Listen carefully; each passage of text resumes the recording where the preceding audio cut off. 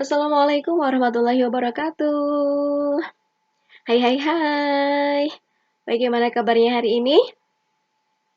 Semoga Nana dalam keadaan sehat walafiat.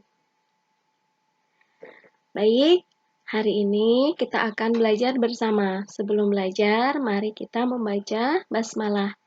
Bismillahirrahmanirrahim. Hari ini kita akan belajar subtema 1, pembelajaran 1. Manfaat tumbuhan bagi kehidupan manusia. Tuhan menciptakan bermacam-macam tumbuhan. Tumbuhan bermanfaat bagi kehidupan manusia dan hewan, antara lain sebagai sumber makanan, bahan membuat peralatan rumah tangga, bahan pakaian, dan sebagainya. Coba sekarang sebutkan tumbuhan yang ada di sekitar rumahmu dan apa manfaatnya. Tumbuhan yang kita tanam di depan rumah misalnya, tentu berfungsi sebagai penyejuk rumah. Nah, hari ini kita akan belajar dari pohon apel. Di sini ada sebuah dongeng yang berjudul Pohon Apel yang Tulus. Silahkan anak-anak dengarkan ya. Pohon apel yang tulus. Dahulu kala ada sebuah pohon apel besar. Ada seorang anak laki-laki bermain di sekitar pohon itu. Dia sangat menyayangi pohon itu. Pohon itu juga senang bermain bersamanya. Waktu berlalu, anak laki-laki itu tumbuh dewasa.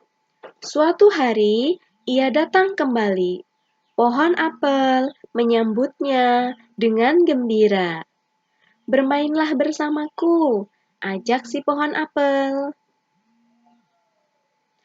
Ah, aku tak punya banyak waktu untuk bermain. Kami membutuhkan rumah untuk tempat tinggal.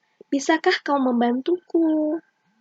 Kamu boleh memotong cabang-cabang pohonku ini untuk membangun rumahmu. Jadi, anak laki-laki itu memotong semua cabang pohon dan pergi dengan riang. Pohon apel itu senang melihat temannya bahagia, tapi dia tak pernah kembali sejak saat itu. Pohon apel kembali merasa kesepian dan sedih. Akhirnya, laki-laki itu kembali lagi. Laki-laki itu dan pohon apel sekarang sudah sama-sama tua. Aku sudah tidak bisa memberikan apa-apa, kata pohon apel. Tidak apa-apa, aku hanya membutuhkan sebuah tempat untuk beristirahat, jawab laki-laki itu. Baik, sisa batang pohon tua adalah tempat terbaik untuk bersandar dan beristirahat. Duduklah sini bersamaku dan istirahatlah, kata pohon apel. Laki-laki itu pun duduk bersandarkan pada batang pohon yang masih tersisa. Pohon apel pun menangis bahagia.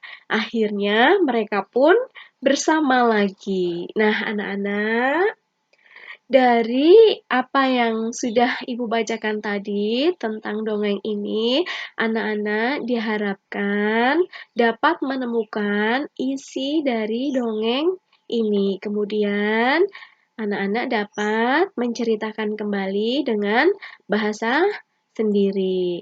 Nah, di sini untuk mengetahui isi dongeng, ada beberapa pertanyaan yang sudah disediakan. Siapa teman pohon apel? Kemudian, apa yang dirasakan pohon apel saat bermain bersama temannya? Yang ketiga, apa kebaikan yang diberikan pohon apel? Kemudian, mengapa pohon apel merasa kesepian dan sedih? Yang terakhir, di akhir cerita, mengapa pohon apel menangis? Nah, ini ada sebuah gambar. Ini adalah Dayu. Setelah membaca dongeng Apel yang Tulus, Dayu ingin membantu ibu. Dayu menyapu halaman rumah hingga bersih. Saat menyapu, Dayu mempunyai ide untuk mengumpulkan daun-daun kering. Rencananya akan ia gunakan untuk belajar. Setelah menyapu halaman, Dayu mengumpulkan daun-daun kering. Dayu mengambil beberapa helai daun kering lalu meletakkannya di sebuah kotak. Ia mengambil lagi beberapa helai daun kering dan meletakkannya pada kotak yang lain. Jadi ada dua kotak. Kotak yang pertama diisi 35. Kotak yang kedua diisi 15 helai. Nah, dapat kita gini. Kotak pertama berisi 35, kotak kedua berisi 15. Ternyata semua daun berjumlah 50 helai. Nah, Dayu penasaran.